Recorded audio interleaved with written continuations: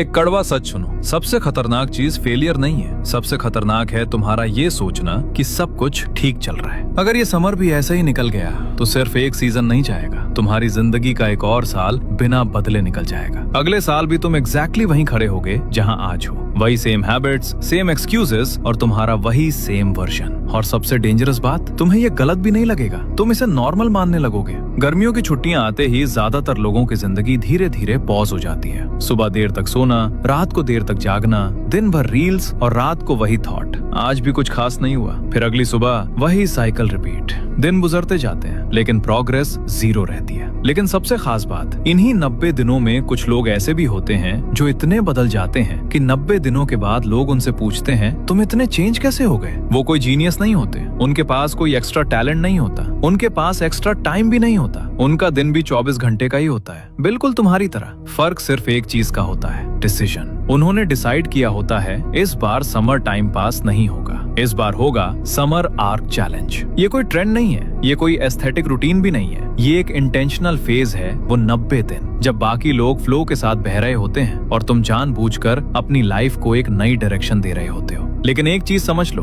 Summer arc motivation से नहीं चलता, क्योंकि मोटिवेशन टेम्पररी होता है, आज है कल नहीं। इसे चलाता है एक स्ट्रॉन्ग सिस्टम, क्लियर स्ट्रक्चर और डेली डिसिप्लिन। और आज मैं तुम्हें 7 ऐसे प्रिंसिपल्स बताऊंगा जो इन 90 दिनों को पूरी तरह बदल सकते हैं। और याद रखो, 6th और 7th रूल सबसे ज्यादा पावरफुल है, उन्हें बिल्कुल भी मिस मत करना।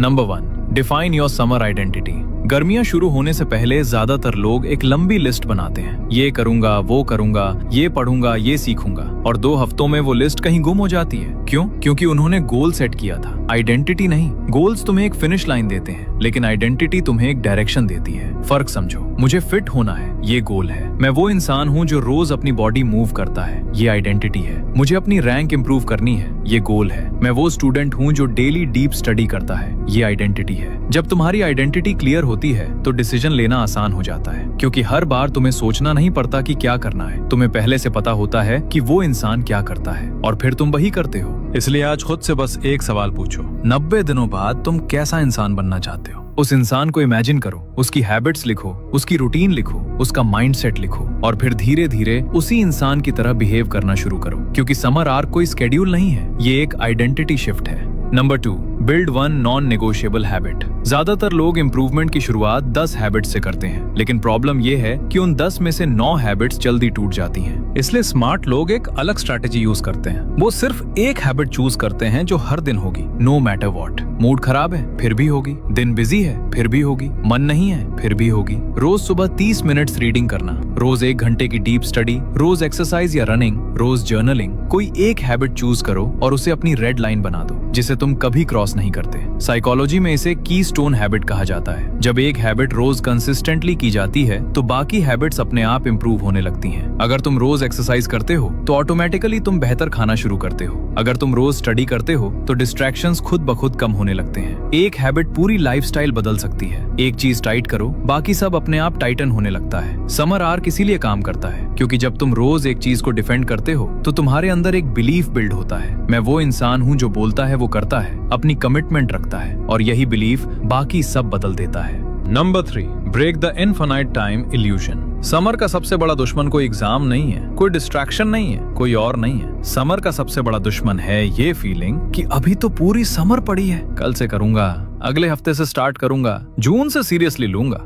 ये फीलिंग हर दिन आती है और हर दिन तुम्हारा एक और दिन गायब कर लेती है। 90 दिन में 90 कल आते हैं, और जब अचानक जुलाई आ जाती है, फिर अगस्त, तब समझ आता है। लेकिन तब बहुत देर हो चुकी होती है, फिर वही रिग्रेट। लेकिन प्रॉब्लम टाइम की नहीं होती, प्रॉब्लम ये होती है कि ब्रेन ओपन एंडेड गोल्स को सीरियसली नहीं लेता। इसका सिंपल सॉल्यूशन है डेडलाइन कल्चर। हर बड़े गोल को छोटे छोटे 2 वीक ब्लॉक्स में डिवाइड करो, और हर ब्लॉक के लिए पहले से क्लियर करो एंड तक क्या हासिल करना है। मुझे समर में फिट होना है, ये नहीं, बल्कि ये कहो मैं इस हफ्ते रोज 30 मिनट्स मूव करूंगा, संडे को रिव्यू करूंगा। जब डेडलाइन होती है तो ब्रेन उसे सीरियसली लेता है और एक्शन लेना आसान हो जाता है। जब सब ओपन एंडेड होता है तो ब्रेन प्रोक्रास्टिनेट करता है। समर आर्क वाले लोग इन्फिनिट टाइम नहीं देखते, वो छोटी छोटी विंडोज देखते हैं और उन्हें सीरियसली लेते हैं। एक लड़का था, हर साल सोचता था इस बार समर में बदल जाऊंगा, लेकिन हर साल वही पैटर्न। जून निकल गया, जुलाई निकल गया और अगस्त में गिल्ट। एक दिन उसने कैलेंडर उठाया और देखा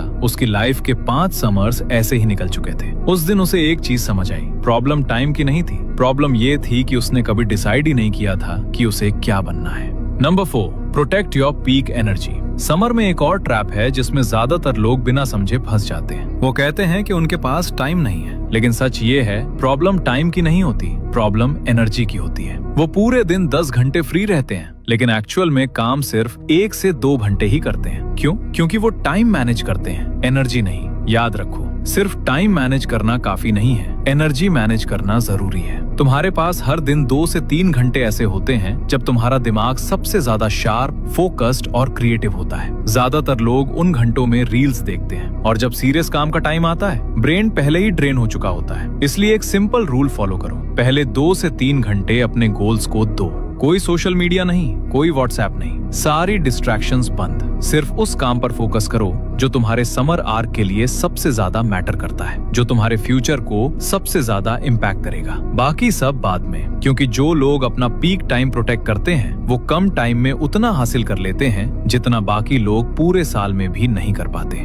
number 5, do a daily honest audit. ये वो हैबिट है जो समर आर्क को रियलिटी में काम कराती है, और यही वो हैबिट है जिसे लोग सबसे पहले स्किप करते हैं। समर आर्क में परफेक्शन जरूरी नहीं है, कंसिस्टेंसी जरूरी है, और कंसिस्टेंसी मेंटेन करने का सबसे पावरफुल टूल है नाइट ऑडिट। हर रात सोने से पहले सिर्फ 5 मिनट एक ऑनेस्ट ऑडिट करो। खुद से 3 सवाल पूछो। आज मैंने क्या किया जो उस इंसान के करीब ले गया जो मैं बनना चाहता हूँ? आज मैंने क्या अवॉइड किया जो मुझे करना था? और कल मैं क्या बेटर कर सकता हूँ? ये ऑडिट तुम्हें जज नहीं करता, ये तुम्हें सही डायरेक्शन देता है, क्योंकि समर आर्क परफेक्ट होने के बारे में नहीं है, ये हर दिन खुद को थोड़ा थोड़ा बेटर करने के बारे में है। जो लोग रात को खुद से ऑनेस्ट रहते हैं वो सुबह ज्यादा क्लैरिटी के साथ उठते हैं। वो अपनी गलतियां रिपीट नहीं करते, वो धीरे धीरे वही इंसान बनते हैं जो वो बनना चाहते थे। सिर्फ 5 मिनट्स हर रात और पूरी समर बदल सकती है। ये प्रोसेस सिंपल लगता है, लेकिन इसका इम्पैक्ट बहुत डीप होता है, क्योंकि जब तुम खुद के साथ ऑनेस्ट होते हो तो तुम धीरे धीरे इम्प्रूव होने लगते हो।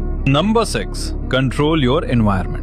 ये वो बात है जो कोई नहीं बताता, लेकिन ये सबसे ज्यादा मैटर करती है। समर में तुम्हारे पास अचानक बहुत टाइम होता है, और उस टाइम में तुम किसके साथ हो यही डिसाइड करता है कि तुम कौन बनोगे। साइकोलॉजी में कॉन्सेप्ट है सोशल कॉन्टेजियन, यानी हम उन लोगों जैसे बन जाते हैं जिनके साथ हम सबसे ज्यादा टाइम बिताते हैं। अगर तुम्हारे आसपास के लोग हर दिन टाइम वेस्ट कर रहे हो, हर प्लान को बाद में कह रहे हो, तो चाहे तुम कितने भी मोटिवेटेड क्यों ना हो, धीरे धीरे तुम भी अनकॉन्शियसली उसी डायरेक्शन में खिंचने लगते हो। यानी हैबिट्स भी वायरसेस की तरह स्प्रेड होती हैं। इसलिए इस समर बस एक काम करो, अपने सर्कल को ऑनेस्टली ऑब्जर्व करो। ये इसलिए नहीं है कि किसी को जज करो, बल्कि इसलिए है कि तुम खुद को प्रोटेक्ट कर सको। कौन लोग तुम्हें पुश करते हैं, कौन लोग तुम्हें डिस्ट्रैक्ट करते हैं। जो लोग तुम्हें ट्रेन करते हैं उनसे डिस्टेंस बनाओ, जो लोग तुम्हें पुश करते हैं उन्हें क्लोजर लाओ, जो लोग तुम्हें ग्रो करने में मदद करते हैं उनके साथ ज्यादा टाइम बिताओ। और अगर ऐसा कोई नहीं है तुम्हारी लाइफ में, तो बुक्स को अपना सर्कल बना लो, पॉडकास्ट सुनो, उन लोगों की स्टोरीज पढ़ो जो वो बन चुके हैं जो तुम बनना चाहते हो, क्योंकि तुम्हारा एनवायरनमेंट तुम्हारे विल पावर से ज्यादा पावरफुल होता है। एनवायरनमेंट को डिजाइन करो और समर खुद शेप लेने लगेगी।